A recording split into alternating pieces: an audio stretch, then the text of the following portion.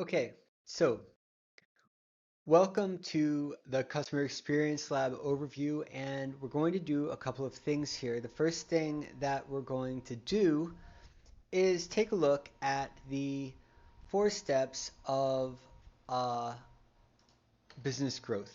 So, um, basically, everything that's done in business can be boiled down into these four steps. You've got startups. Okay, this is people, you've got an idea. You don't necessarily have a product. You're building things as you go. You have a service you want to offer, but you don't have a client base. You're kind of going out to friends and family. You don't really have a proven business yet. And at that phase of your business, right, what you need is confirmation. You need to do your research and you need to know who is my audience. Does my product work? Is it a good offer for them? Is it something that people want? Can I sell it? Okay, and that's that proof stage that every business has to go through if they're really going to grow. Now, at the second stage, you've got growing businesses. These are small businesses. Maybe they're solopreneurs, or you've got 1 to 3 employees. Um, you're selling stuff on a regular basis. You're paying your bills. It might be really tight some months. It might be good other months. You have this fluctuation is very common. And uh, this is where, in fact, most businesses live. Most businesses are right there at stage two. Um, because at stage one, you're not really a business yet. You're a business idea, okay? And so you get to stage two, now you're in business. You're a small business, you're a growing business, and you probably are overworked and overwhelmed and overloaded, and it can be a hard time being there because you've got something working, but again, the second you hire one person, you've got staff, now you've got that stress of you're responsible for other people's lives. Like it's a it's a big commitment, and you're also selling products, and so you're responsible to all of your customers for your product and its quality, and if you're doing services, the results of those services. So there's all of this, and a lot of times at this stage, what happens is that business owners get sucked into uh, working on their product or for their clients or doing stuff, and they forget that actually to grow their business they have to work on their business. A business owner in the long run, when you start up, right, your goal is to, you got to do it all. It's you and whoever you can pull together, and maybe you get funded and you're lucky and you get to pay some people for a while, but you still have to pull it off.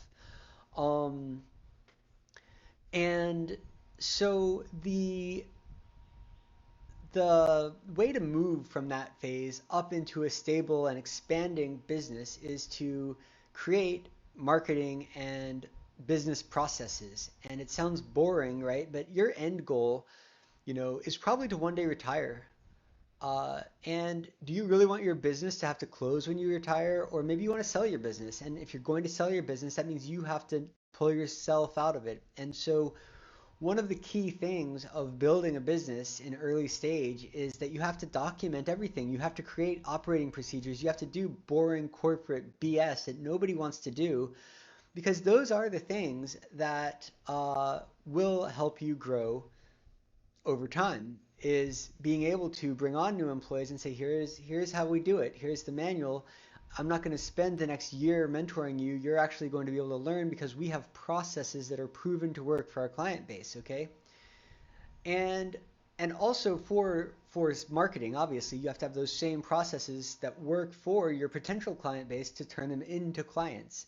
And so then when you're in the stable business mode, that's a very exciting time. You got cash coming all the time.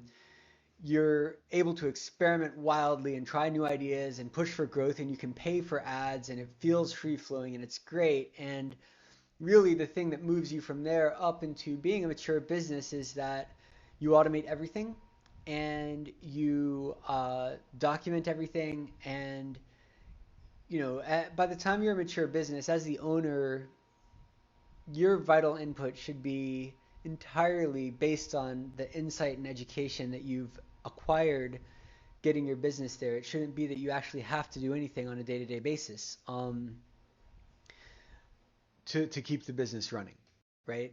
It should be that you're building a culture and you're building a great company, and you're now a creative builder of a business. You're no longer the one dude who started it. So uh, this is this is how you grow a business. And one of the key factors, my little arrow there on the left side, is inbound lead generation, right?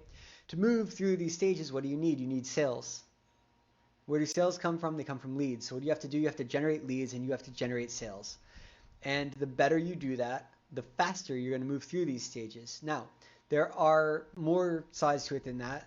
Like, you have to have your business processes in place. If you can only make one product a month, uh, and you generate 1 million leads, you're not really going to grow because you're just going to make a product a month for the rest of your life. So um, you have to figure out how you can also scale your production. But if you have a product-based business where literally you can just make more, or you have a service-based business where you have a proven model that you can um, teach other people and scale, or if you have an information-based business where you can do a training and like this and share it with many people online, you know, then it's all about this lead generation marketing. That's what's going to push you to the next level. So those are the stages of business growth. You're going to get a download of this, so don't worry about taking notes too badly. Um, Digital marketing success map. These are the 9 steps, and let me see if I can move my video a little here. It's just overlapping. There we go. Um, these are the 9 steps that you got to walk through to get from where you are right now to where you're going. And I say that because I could say to get from nowhere to complete, but it's not like that. You may have complete marketing systems. You may have nothing. And this system, these 9 steps, are still the steps you need to walk through to make sure that your existing marketing is right and that your future marketing will be right and that you've got your marketing machine built.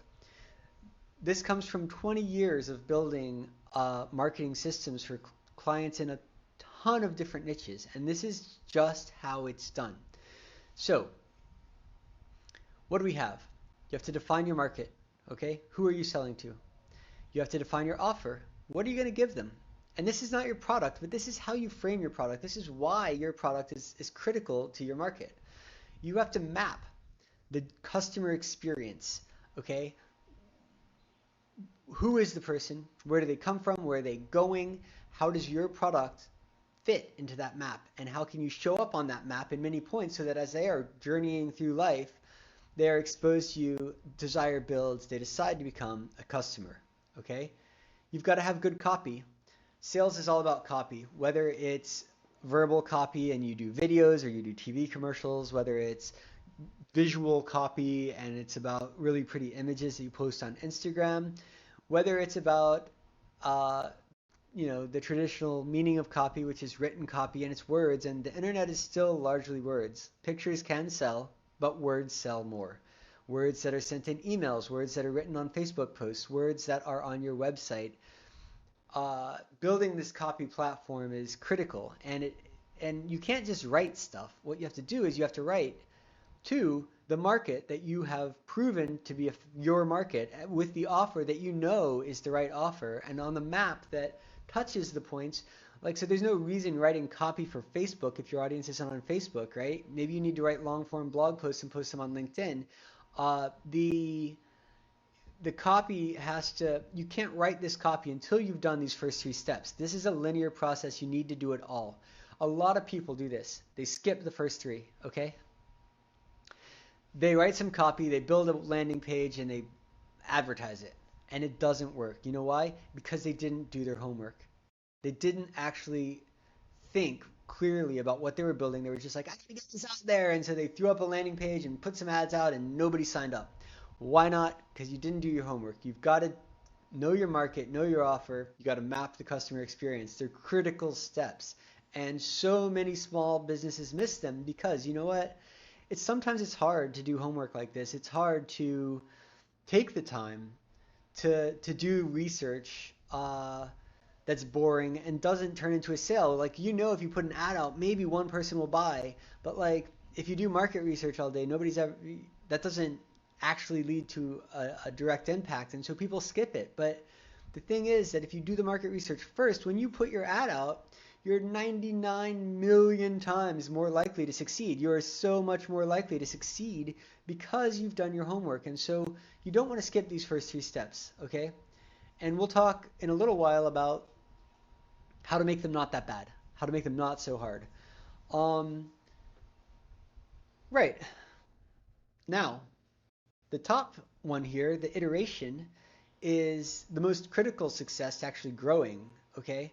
A lot of people get to the point of having landing pages and ads online. It's not rocket science. It's intuitive, emotional science, but it's not rocket science. Now, iteration is now where you get into actual science. Okay, so you've done your best to know your market and create a killer offer and think about where people are, and you've created a whole system that they can walk through that's going to walk them from being a cold lead to a buyer. And now, before you launch it, you're going to set up your metrics and you're going to answer some hard questions about what does success mean to you? How are you going to know if you've succeeded? What are the specific numbers associated with that success, and what system are you going to pull those numbers from? Because you don't just want to throw this out there, you want to know absolutely how close you are to reaching your goals. Have you exceeded your goals? Are you under your goals? Do you need to adjust to try to hit your goals? What pieces are weak? What pieces are strong? This is all stuff that you can measure in today's brilliant online marketing world, and you have to do this. If you're not analyzing and optimizing, you are doing nothing. And so you set up your analysis, then you launch. You never launch before you've got your analysis in place. Your experiments, let's say, it's like science. So you have a hypothesis, and you then create the test, you launch it out into the world, and then you get the results of your hypothesis. Did it win or did it lose? And based on those results, you say, oh, well, let's test this now. And you go back to the beginning of 2 here, and you adjust this whole system you've built, your implementation. You make new hypotheses about why you've adjusted it and what you think that's going to do for you. You launch it, and then you wait for the results, and you create intelligent learnings about what happened, and you optimize it. Okay, so if you follow these 9 steps, you're going to get there. Now, for some of you, you might have already spent too long watching a video, and if you want to learn more about this, we do a customer experience lab. It's a 3-month program where we actually hold your hand and walk you through this. It's a done with you consulting program. Uh, so you're not alone, right? You actually have an agency who's done this a million times, working with you, actually helping you, and providing accountability for you and making sure you get your homework done. So in 3 months, you're guaranteed to have a proven marketing system for your business, okay? And if this is what you want, you can go ahead and on this page, you can go ahead and sign up for the lab. Now, if you want to dive deeper, let's dive deeper. Here we go. Stage 1, confirm your market. Here's some things you've got to do. You've got to build a customer avatar. And if you have given me your email, I'm going to be sending out some cool worksheets and training over the next couple of weeks to help you along in these processes. But if you look up customer avatar worksheet, you'll find one. You'll find many. Fill one out. Pick them. Print them. Fill them out. Create as many as you can think of. What is an avatar? An avatar is a person, and ideally you make it as real as you can. I often base our customer avatars off of real clients. Um, as an agency, one of our avatars is a business owner, but another avatar is a busy office manager who's been uh, in an overworked small business and has had digital marketing dumped on their lap. So they're not really a digital marketer at all, but somebody's like, hey, can you figure out we need to advertise on Facebook. We need to build a website. Can you do that? And this, happy office manager is like, yeah, I can do that. They're another demographic of ours because we can help those people. We can help them excel at their job and perform well. Um, there's a lot of different avatars for any given business. There's a lot of different people who might buy, for example, like sports shoes. Let's say you sell a cool shoe that you designed. Some people might buy it for vanity because they want to look good, and some people might buy it for functionality because they're chronic runners. And it's two different people, it's two different motivations, it's two different messagings that you may need. So you need to think through this and build out your avatars. You then need to figure out where those avatars hang out. And this is your market analysis, and you need to figure out how many of them there are. So you can use Facebook audiences, you can use Google Ads, Keyword Tool to determine rough market sizes. You can use numbers on Amazon with similar products. There's a lot of ways to do your market research here, but you need to kind of know, where are these people? Where are they looking for this? And how many of them are there? Okay, so that you then can know how to reach them. Also, affiliate audience sizes, I have this on here. What other people already have your audience on their lists? No, nobody's an island. Um, and so I probably can't go to another digital marketing agency and say, hey, can you just give me all your clients? But I could go to a company who sells office supplies, right, to businesses. And I could say, hey, all of your clients are successful enough businesses that you're supplying them with things to keep their business running. Um, cool, we have overlap. Can we cross promote? Can I send my folks to you for supplies? Can you mention to your folks that an agency that's really great? There's always market overlap with other people, and so who else has your audience? Okay, Facebook and Google, they have your audience. No matter who you are, they've got some of your audience. What are those numbers? That's one thing, but who else has your audience? What people, what individuals have your audience? Um, okay, now once you have that avatar, you're going to create a killer offer. And so you want to be avatar specific. You want to talk specifically to the avatar. What problem are you solving for them? Okay? Because you know what? It's a different problem that I solve for the office assistant than I solve for the business owner. For the business owner, we solve lead generation and revenue issues. For the office assistant, we solve stress at being requested to provide a level of service that you're not qualified to provide. Okay? That's two really different problems. Same solution. We build you cool marketing systems, huh? But two really different approaches. Um, Going back to the shoes example, right? For one person, we're solving like, hey, look sporty.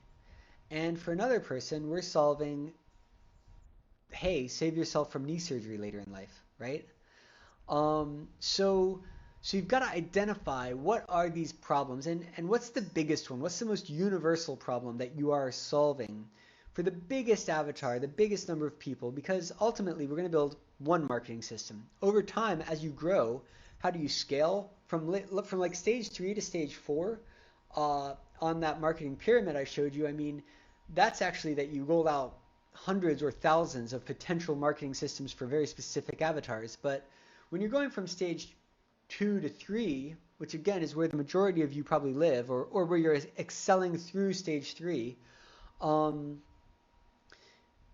you're going to pick one major problem, one major avatar, and you're going to talk to them, and you're going to build one funnel. And when you've got that one kicking out leads all the time, then you're going to go back and do another one, okay? And awesomely, this research, these first 3 tiers, are reusable forever. If you do this research well, this is an asset that your business can use for the rest of your life, um, or the rest of your business's life, until you massively change what you're doing, or global culture shifts so much that your avatars are no longer relevant. I mean, we're decades. You're going to get decades out of this. So, um, what are the specifics? So, uh, this is your offer. And so what I mean are, what are the specifics of the problem you're solving, of the way that you're solving the problem? How quickly can you solve it? How much money is it going to cost to solve it? The five things: who, what, when, where, why, and how. Uh, who are you solving it for? What are you solving? How are you solving it? Where are you solving it? Do you have to go somewhere? Are you going to do it at home? Well, you got to know these things. So you're going to define that, and then are you in alignment? And I want to take a second to talk about this because this is so important. I don't know, there's a book called The Passion Test. It's a great book. And if you haven't read it, you should. It teaches a little method where you write down all the things you want in life. Okay, so like thriving business, good family life, to surf every day, to be a rock star, right? So I've got some things I want, and and you then compare them one on one. You say, okay, well, if I could only have a thriving business or a good family life, which one would I have? Okay, if I could only be a rock star or have a good family life, which one would I have? If I could only surf every day or have a good family life, which one would I have? And you then have your top priority. You go down your list, maybe it's 20 things, and you compare every one to one thing.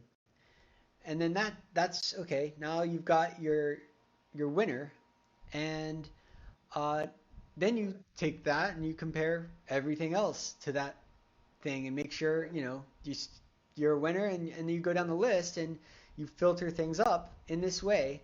If you compare one on one each one, you can eventually end up with a priority order of what's really important to you in your life. Now, a lot of people have said, and in fact I just saw a book that came out that's exactly the opposite, but people historically have said follow your passion.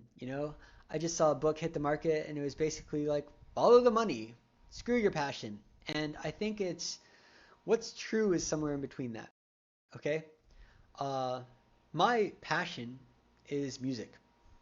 I love music and I run this business. It frees me to play music, to tour the world. It frees me to not stress out.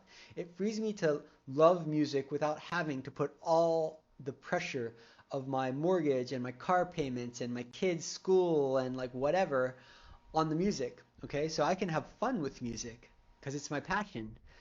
Um, Running a digital marketing agency was never my passion. I mean, but I can feel passionate about it. And you know why? Because I have found alignment with myself and my beliefs and what I do. What is my alignment? My alignment is that I love people. I love you guys. And everyone is trying to do their best, okay? And your small businesses are like the core of that. It's like you're trying to make people's lives better. You're trying to offer products and services to improve the world.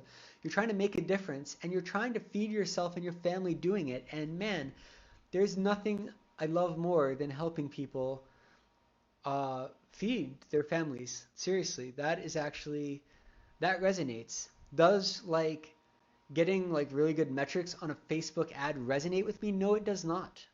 Okay, does cranking out websites all day long resonate with me? No, it does not. But because I know that those things are in service of a higher goal, and I make sure that I work with cool people too. I make sure that I can like the people I work with, and that I'm not supporting any causes I really don't believe in.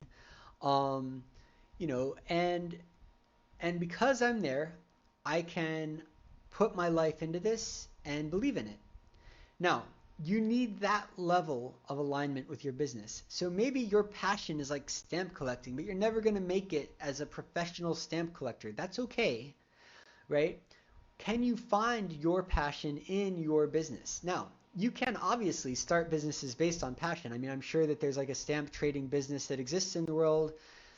And if that's your thing, you can start that. You can try to do that. But if you're in a job right now, or you're working in a startup or a small company and you're not even doing your own thing, or you started a business because you saw a niche. Why did I get into this business if it's not my passion? Well, because it fed my passion. I kept losing jobs because I'd go on tour with a theater that I was working with. I couldn't hold a job because we'd tour a couple times a year, and so I'd have a job for a few months, leave for a couple of weeks, come back, have to find a new job, leave, and I was like, I can't do this. So I I needed something I could take with me, because at that point the theater and it wasn't paying the bills, and uh, so I got into this to support my passion, and that's also something I could really get behind. It's something I could believe in. Was like, this is so awesome. I can do this at 2 in the morning in a hotel room after a show, and as long as I'm good at what I do, nobody really cares. Okay, so as long as you can find that alignment, you need to have passion, but your passion can, as long as you can find the alignment of where your passion and your business overlap. Again, you don't have to be like when I was a kid, I wanted to be a pro surfer, right? But that doesn't mean I'm limited my whole life to only having a business around surfing. I still surf. Um, Again, my business has enabled me to move to a nice little island in the Caribbean where I can surf all the time. It's awesome. It's in alignment, and it's supported by this digital marketing, okay, which is um, how I find that. Now, you need to have that in your business. If you sell shoes, you need to know why it matters. You need to have that align with your core values. You need to know that you are impacting people in a positive way, because when your offer is a statement of a solution to a major problem that people are facing, when you solve a problem for people, you will succeed. Okay? When runners' knees hurt and you give them shoes that stop the pain, man, and could potentially prevent surgery, you have a business. Um, yeah, and so those are the questions, okay? What's your problem? What are the specifics? Are you in alignment? Um, Next, we're gonna map the ideal journey. So you've got your avatars, you've got your offer.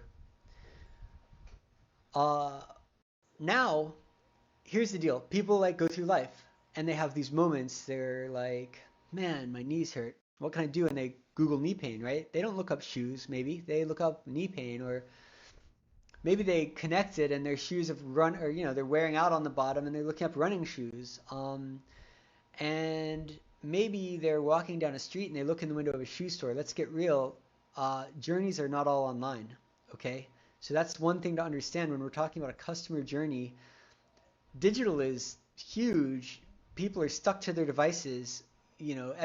Like, let's not downplay that. Let's not downplay how much we use the internet to find what we need. But really, the the journey is everything you do. The journey could be you sitting next to your friend and being like, "Man, my knees hurt," and they're like, "Oh, hey, dude, I have these shoes. They're really good." Okay, this is part of the journey. So what you want to do is collect these moments, every moment that a person could experience that relates to your product, from like the moment they bend down and hold their knee and go, "Oh, I feel knee pain," to the moment that they buy a pair of shoes specifically because those shoes address cushioning in a way that's specifically for runners, okay? What are all the possible things they do? They walk into shoe stores, they look on Amazon, maybe they look on Zappos, right? They price compare, um, they do all of these things. They talk to friends. They ask for recommendations on Facebook. They post a question on Quora, like, what are they doing? Where are these guys? Okay, and what are they doing? Um, and and and you wanna write as many of those down as you can. Okay, and then you're gonna organize them, and you're going to organize them in two ways, left to right, top to bottom. So you're going to have the ones that are like really hot, and also you're going to move them through stages. So in the left to right sense of this, it's like, what are they doing first? They're holding their knee and going, my knee hurts. Or they're looking at their shoe and going, damn, I got a hole in my shoe. Okay? What are they doing first? What are they doing last? They're clicking the buy now button somewhere. Or they're walking out of a store. Okay? Um, and what are they doing in between? So you've got a timeline, and there might be several actions at first. Maybe it's they both their knee hurts and they have a hole in their shoes. Maybe it's that a race is coming up and they need to be ready for it. Maybe for your other avatar, it's that they've got a hot date and they want to have cool new shoes because they feel like their shoes are dirty and lame. I don't know, right? The those are all stage one. And then there's research. That's stage two. So maybe they Google you. Maybe they ask for recommendations from friends on Facebook. Maybe they post a picture of their beat up old shoes on Instagram and people comment back to them. Maybe they call their doctor and ask him or her what to do about knee pain. Maybe uh, they look up price comparisons online. Maybe they look up consumer reports for the best brand of uh, knee support running shoes. So these are mid tier, and then they're like visiting Amazon, they're visiting Zappos, they're price comparing. They're maybe picked like two brands, and they're looking between those two. They're you know, maybe like looking at pictures and looking at their feet and trying to figure out which ones are going to look best with their outfit. They're seeing what colors are available, and then they're buying. So right, so there's these are all journey points, and you want to think of every possible interaction point, and then you're going to put them from like interactions that are early in phase, mid phase, late phase in the process of moving from not knowing about you to becoming a buyer, and then also in priority of like, hey man, the ones who actually like have hurt knees are more likely to buy from us than the ones who have a hole in their shoes, or like let's say your running shoes aren't that good for knees, like they're fine, but you're not actually in that market, then it's you're going more for the hole in the shoes. That's your more important thing because those guys need new running shoes. The knee guys might be better served by a more specific market than you address. Okay, so and then you've got this row, and you're gonna pick out a journey, a path that people can walk along that uh, addresses all those phases, and that's where we're going to then design our customer journey. The customer journey is picking a set of points and trying to guide people through specific series of points on that journey. So then there is your copy platform, and this bit is all production, so I'm not going to spend a lot of time on it. You need to write down like a million benefits and a million features and a million headlines and a million paragraphs about your product and why it's awesome. Okay? You need to write copy that fits into Google's like text limits. You need to write copy that's short form and goes with a video on Facebook, and copy that's long form and goes in a post on Facebook. You need to write copy that you could use in a script on the phone. You need to write copy for video presentations. And you need to make sure that they're in your voice and that you're comfortable, right, with that copy. So maybe your shoe voice is like, we have scientifically proven that these shoes are absolutely the best. And maybe your shoe voice is like, man, we got in our garage and we're runners and we took some glue and some rubber and we made these things and they worked. And so then we got them designed, whatever, right? Find your voice, find your story, and then write uh, a lot of copy so that when you get into the next step, building a web presence, right, your copy is largely cut and paste. Oh, yeah, I've got some headlines. Oh, we need some bullet points here. Hey, let's grab, if you've got testimonials, collect those in the copy phase. If you've got stories, here's a collection, here's a story that proves this point. Here's, you got the copy done. Now you're going to build a awesome web presence that supports it. And what does this mean? Well, there's opt-in pages, okay? Pages where you're going to give something away in exchange for somebody's initial thing. In the shoe example, what you might give away is a coupon. That's a very common e-commerce thing. Hey, sign up and save 10%, and we'll send you our, discounts and specials over time. If you're really in e-commerce, that's kind of your best bet, unless you have a really good newsletter that people want to be on. Um, sign up for our killer newsletter. That's a hard one. You got to really have a killer newsletter because people get a lot of email, and to commit to reading a newsletter, it has to be right on topic. Um, get access to my free video training, right? You just did that. So you walk through an opt-in page and you're here. You need opt-in pages and opt-in offers. You need the ads that came before. You probably got to that opt-in page from an ad or from an email. You need emails. You need an email marketing system. This is infrastructure. You may not think about that as web presence, but it is part of this. You're building your infrastructure where you can send emails, you can push your ads, you can drive people.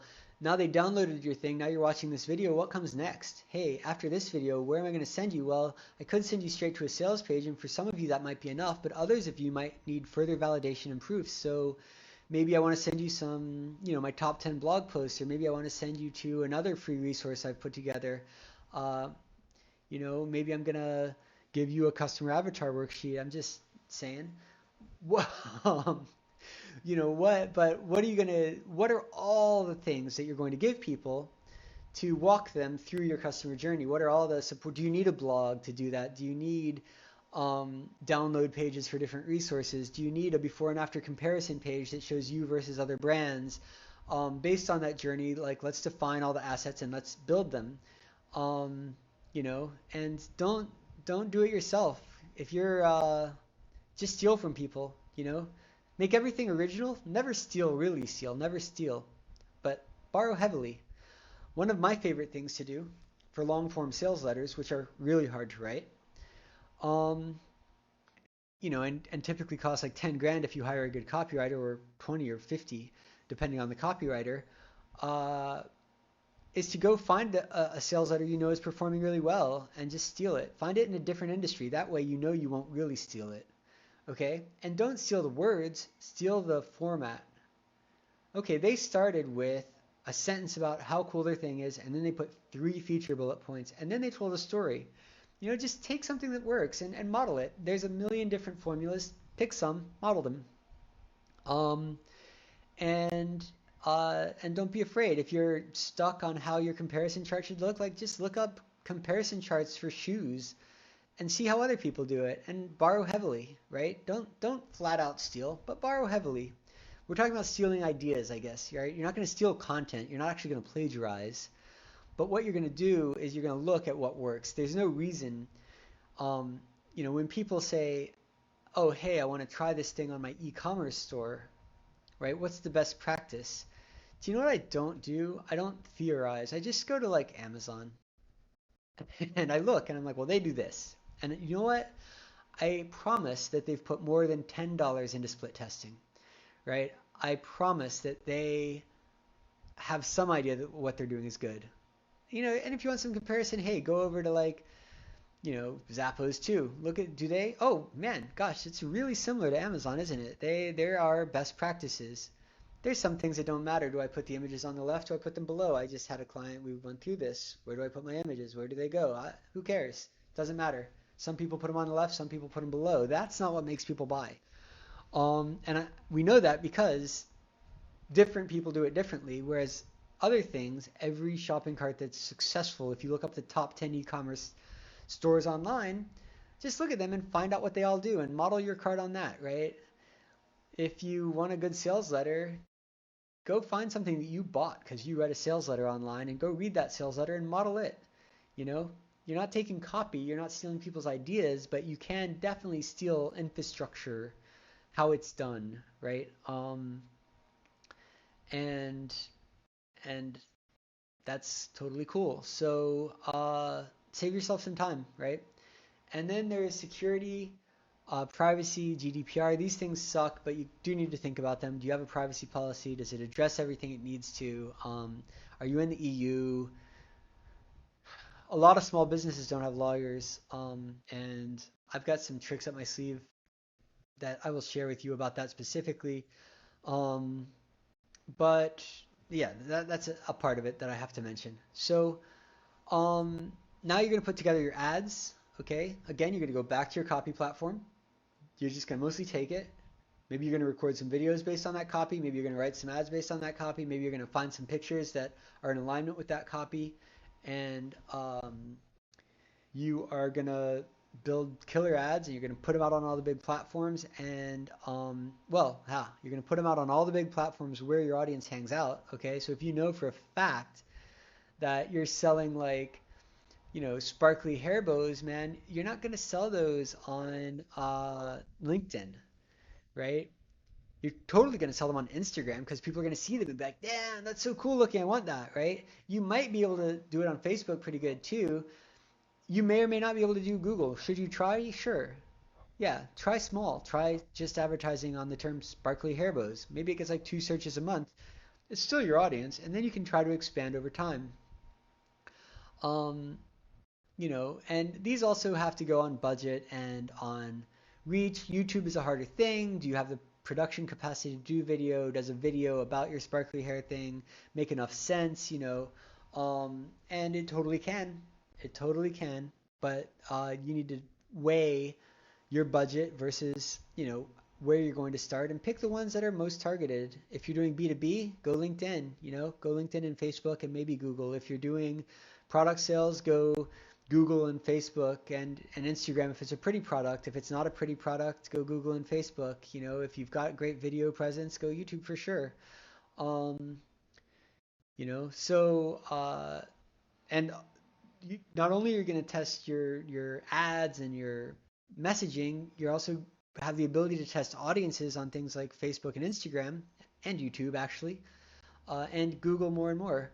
Google and also what people search. Keyword-based advertising is a form of audience. You've defined that they're the people who search to this, um, but a lot of these platforms have much deeper demographic info, and you can say, I want to find people in their 40s who just moved, and that's a real possibility. So, find where they hang out and try different audiences. And again, what are the first audiences you're going to create? Well, hey, they're going to match the avatars you created in step one, right? You're going to create an audience for each avatar, and you're going to reach out to them with slightly different messaging. And when you do this, you just make sure you do it clean. If you do UTM tracking, which you should, if you don't know what UTM tracking is, Google it. Keep a spreadsheet or use something like UTM.io to keep track of all the links you're tracking. Name things. If you feed a bunch of campaigns from a bunch of systems into Google Analytics and you want to make sense of it, when you go to the Campaigns tab, name them FB dash. G dash, right? So if it's on Facebook or Google, I dash. It doesn't have to be a complex naming convention, but keep things clean. So first you're going to start with an ad, and you're going to send it to your system. But before you hit go on that ad, we are going to make sure that we have analytics in place. So a lot of the ad platforms have their own analytics. Google has its own pixel. Facebook has its own pixel. You might want to use something like Google Tag Manager to aggregate these pixels and just embed one thing on your site. But if you're in e-commerce, you might not want to do that because it's harder to do advanced e-commerce metrics when you use Tag Manager. So you got to figure out your analytics strategy. Make sure that you can collect all the data you need to collect. So first, what do you need to measure? Okay, how many people saw it? How many people opted in for it? How many people ordered it? Between this, okay, and let's be transparent. I'm selling a really killer course here. I'm not trying to hide that. We're going to walk you through this. This is a lot. It's overwhelming, right? I am going to take you, and my team is going to work with you, and we're going to build this for you in 3 months, and it's going to be awesome. But if you're doing it alone, it is overwhelming. And so you just need to make sure that what are you measuring, what is important to you. So like, for example, between this video and the time that you buy my course, what else are you going to see? Well, maybe you're going to get some emails, and I want to measure the click-through on those emails. I want to measure actual sales generated per email. So later I can look at the emails I sent you and say, well, hey, that one performed really well. This didn't do so good. Next time we launch a course, we're going to do more emails like that one, right? So you want to learn. And you have to know how right? So in my website, how am I going to measure impressions? I'm going to look at Google Analytics. How am I going to know if I'm winning? I'm going to try to get 1,000 impressions a day. From my emails, how am I going to measure it? I'm going to look in my CRM at click-through rate. How am I going to know if I'm winning? I'm going to try to get at least like a 25% open rate and a 10% click-through rate, okay? These numbers are kind of arbitrary, and honestly, you might have to test because what you want to base your goals off of is your realistic starting point. So sometimes if you don't have numbers right up front, you need to run some ads first, get some numbers, and then define goals to achieve based on your initial metrics.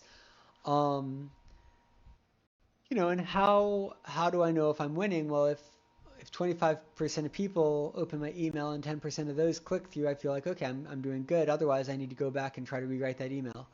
Um, if 2% of the people that see my sales letter sign up, I'm going to take that as a winner. You know, it's not a cheap course. It's not $10. You know, if you got a $10 product, maybe you need to be at more like 5 or 10% of people who see it that sign up. But so again, it's conditional, but how do you know if you've won? Okay, what's your goal? How are you going to measure it? How do you know if you've won? You got to get that in place. And as part of this, I would also say split test everything. So to truly understand your data, I'm going to send emails with two headlines to, like, a couple hundred people each, and then the one that gets the most clicks, I'm going to roll out to the rest of my list. And so um, on my landing page, I'm going to have two, three, four distinctly different landing pages. On Facebook, I'm going to have two, three, four totally different videos and text combinations of posts. And I'm going to watch those, and I'm going to then figure out what's best. For this phase, we're just going to make sure that we're testing everything, okay? And we're going to make sure that we can measure it. Then we're going to launch, okay? So just make sure you have a checklist and you're like, yes, I've got it all. Think as a client and probably actually walk through it, go through the whole thing, sign up, read your own emails, click on the links, make sure they work, try to buy, use a real credit card, make sure you get to checkout, look at what email you get after you check out, make sure it makes sense. Um, become confident in your system, uh, and then be ready to do quick course corrections so that if you screwed up anywhere along the line, you'll notice because you got your analytics in place. And so all of a sudden you're like, wow, nobody's clicking on my emails. Why not? Oh, geez, they're not even going out. Okay, go make them go out. And maybe you got to go back and take the couple people that signed up before you noticed and you've got to manually put them in. That's okay. Launching is hard. There's a billion things you have to remember. But you want to get to a good confidence level and then you just hit go. You're going to turn your ads on, you're going to let it run.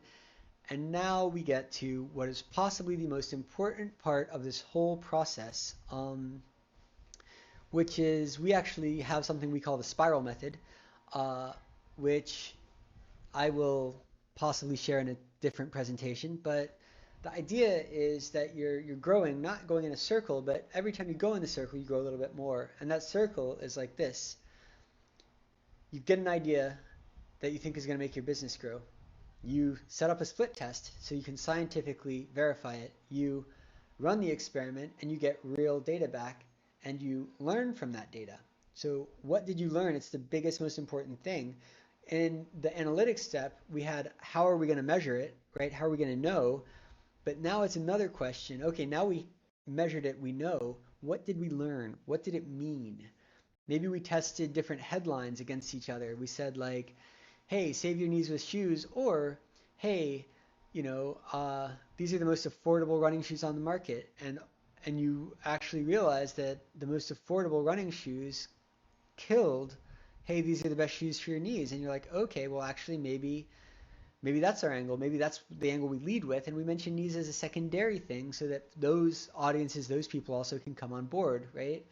Um, and you want to apply those learnings, then okay, well, where else can we say that? Well, let's go back to our ads and say great value shoes. Let's say save 25%. What did we learn? We learned that people want cheap. We learned they want a discount. Okay, maybe you test it and the discount actually fails. What did you learn there? Well, maybe you learned that you've got a premium brand. That's not a definite for sure. Just because they didn't go for the discount, they went for knees. Maybe you learned that your audience's knees hurt, right? But maybe you've got a premium brand. So your next test could be, well, hey, let's like upscale this. Let's use some fancy design and put one of those round stamps on that they only use for like certified stuff. And like, let's make it look really upscale and see if actually what people want is to feel exclusive, like they've got the really special thing, you know? It's different. It's the total opposite of the discount strategy, but it's something you may learn. And so when you get a test with relevant results, you want to figure out what you learned, because when you learn deep things about your audience from these little tests, you can apply them across other things. Maybe one day you actually redesign your shoes to have the fancy like custom logo that shows it's a really special shoe on it, because what you learned is that people want that brand, and they also want to show off the fact that they are like premium brand wearers, right? Um, these are things you got to learn, and then you're just going to iterate. You're going to go back to step 4, and you're going to rebuild your stuff, and you're going to make sure your analytics are good. You're going to set up split tests, and you're going to launch it again. You're going to learn. You're going to go back to step 4, build, launch, learn, build, launch, learn, and you're going to do that. And the reason it's a spiral and not a circle is that every time you do it, you've got better. What you learned last time has made everything you do this time better, and so you're doing better and better and better. And over time, if you actually test and optimize like this consistently, you will, uh, for sure and absolutely succeed. So we're running a customer experience lab. It starts on April 1st. We will be launching all of your customer experiences, and I don't want to say funnels here because it's much deeper than that what we're going to build, but a funnel is part of it. We're going to build you a killer marketing funnel that's embedded in an entire philosophy about knowing your customer and building great experiences for them. And you're going to do it with my team. So if you need help, we will literally be there helping you. It's not we'll answer your question, but we're actually going to hold your hands and make sure, because this is, in all transparency, this is the first time in years that we've done a training course. It's by far the best training course we've ever done. We typically work for clients. We're trying to make a big business shift and get much more into training than into actual production work ourselves. And because we can help more people that way, only so many people can afford to pay 10, 20, $50,000 to build a great funnel. For the rest of you, I don't want you to be stuck in my funnel doesn't work. I'm not going to pay for advertising. Facebook doesn't work. I've tried that. I mean, I hear this so much. I tried Google. It doesn't work. Does it not? Or did you actually just put up a bad ad going to a bad page, and and it didn't, obviously it didn't work because you didn't actually try. And not only that, but can you even tell me the metrics of failure and why you believe it failed? Most people cannot. They're just like, it didn't work. We paid for it. It didn't make sales. Okay, not good enough. Um, if you're one of those people, this is where you need to be. If you've got a product or a service and you're feeling overwhelmed and you're like, God, how am I ever going to sell these because I'm just busy producing it? This is where you need to be, because we're going to make sure that the homework is small enough you can do it every week, and that you've got enough help and support that you're inspired to do it every week, so that in 3 months you're going to have a proven, scientifically tested, sustainable marketing system that will serve your business for months, years to come, okay? And I say months because some markets move really fast, and you might want to have a new funnel in a couple months, because you do get adware. This is a repeatable process, and that's the other cool thing, is that you can repeat this. I'll also say this: you can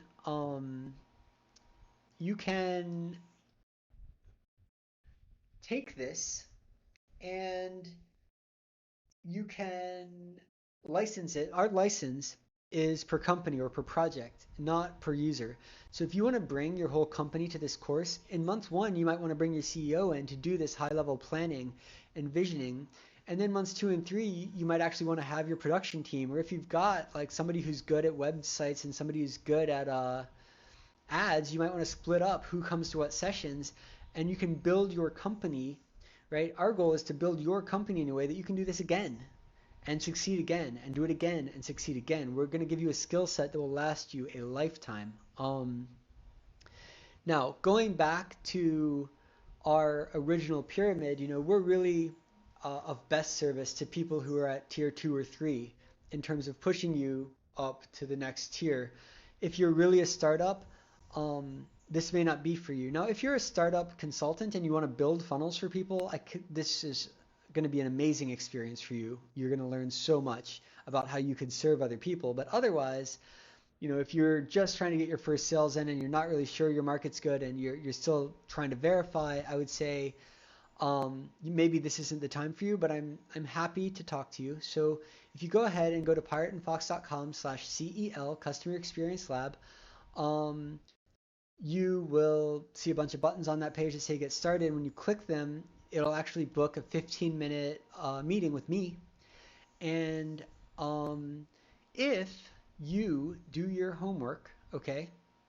And depending on where you are, if you want to build an avatar or two, if you want to draw out like all the major points you think fit your customer experience, I would be happy in those 15 minutes to actually go deep with you and get you some feedback on your initial process. Although we are going to be doing all of those steps as part of the course, so um, I'd also be happy just to take a look at exactly where you are and help you assess what your best next step is to move forward.